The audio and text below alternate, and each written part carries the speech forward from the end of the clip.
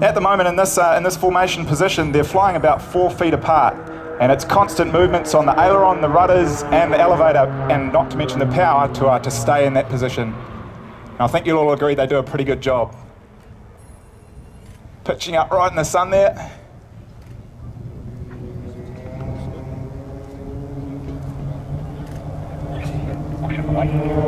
Now it's fantastic to be with you all today, and the Checkers are honoured to be displaying at Wanaka this year. There's nothing like displaying in front of a big crowd, and they were all pretty pumped up to get up there this morning.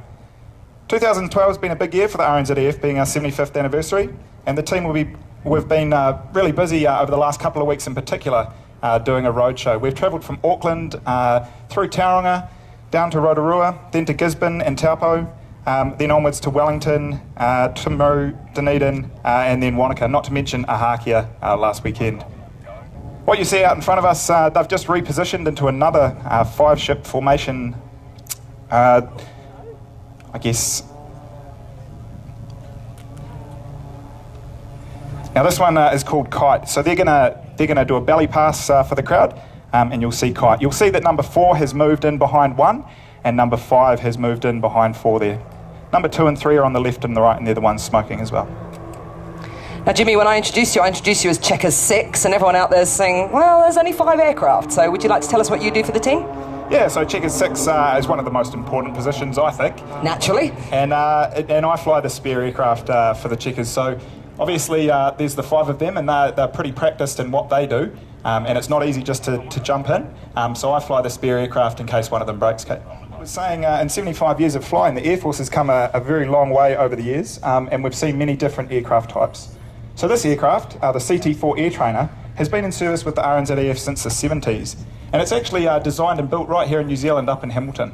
So the E model gives 300 horsepower, and it's rated to +6 and -G, which makes it a superbly capable aerobatic piston.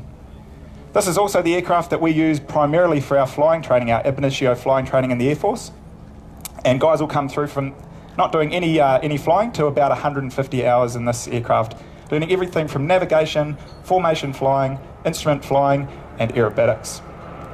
Right in front of you, ladies and gents, you'll see that 5's broken off and is performing some individual manoeuvres. Checkers 5 this year is Lieutenant Commander Wayne Theobald. So now he's positioning into wind for something called an ozzle twizzle or a Porteous loop. So he's going to pitch up, and in the middle of it at the top, he's going to do something just a little bit funky. It's a pretty good opportunity for a picture.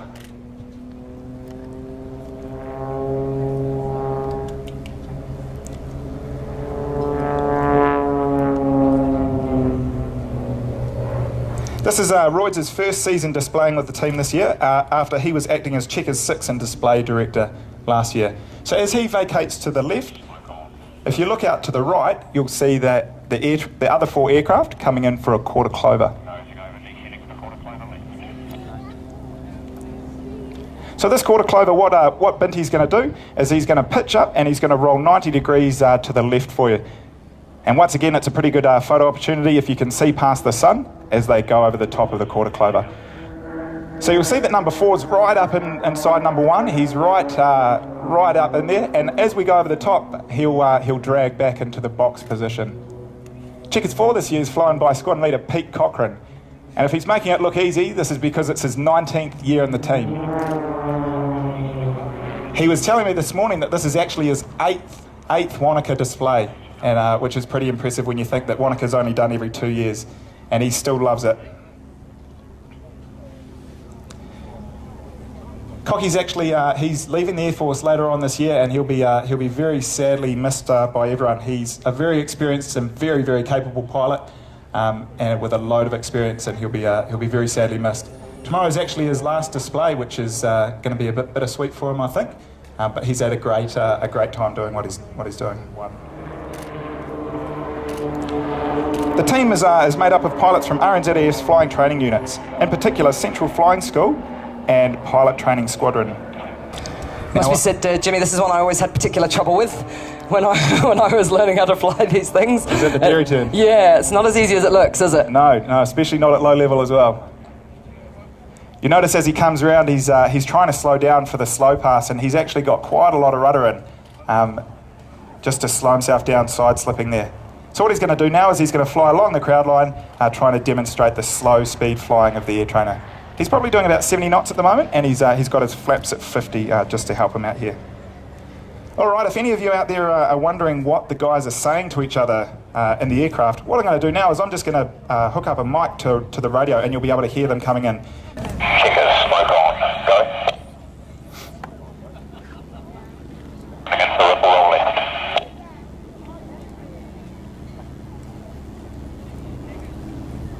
Ripple roll left, go.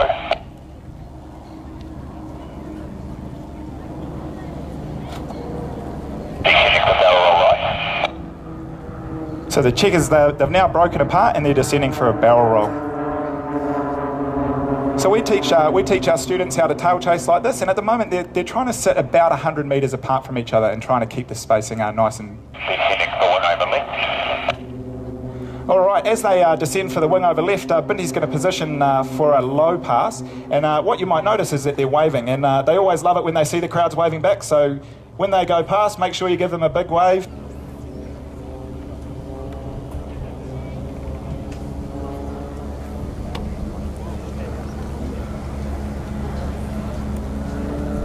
So give them a big wave now, and you might see them waving back to you while they're flying along.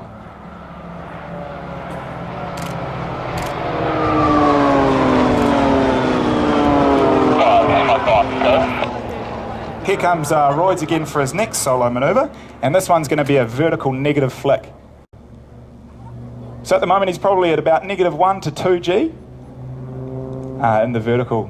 As he pulls out of that, he's going to come down to position for an optimum rate turn to demonstrate the turning performance of the air trainer at low level. So when we say -G, Jimmy, all the pilots out here know what that means, but for everyone else, can you just describe to us how that feels? Yeah, basically, if anybody's ever driven over a big hump in a road, you might feel that point where your stomach sort of goes in the middle. Well, that's about 0 G, and so -1 or -2 is that times about 2. My goodness, so real weightlessness. It is. It feels like you're trying to get lifted through the roof of the cockpit, so it's really important that you do your straps up tight. Nice and tight, absolutely. And all that blood rushes to your head. It surely does.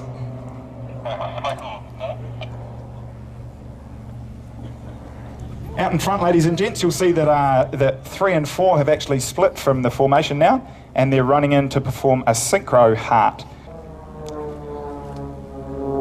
So as they roll out of the loop, they're going to perform a split break in front of us, which is quite a good one for the cameras. So get your cameras ready.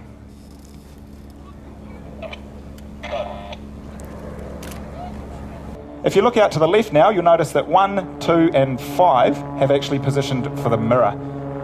So 1's just rolled upside down, and 2's moved underneath them, with 5 looping around the outside. Checkers 2 this year is flown by Matt Alcock, and he's originally from the RAF. He's moved over here after flying Tucanos and helicopters. Here we go. So they're both trying to make it as even and symmetrical as possible. It's looking pretty good so far. There we go, ladies and gents. A nice heart for you from 3 and 4.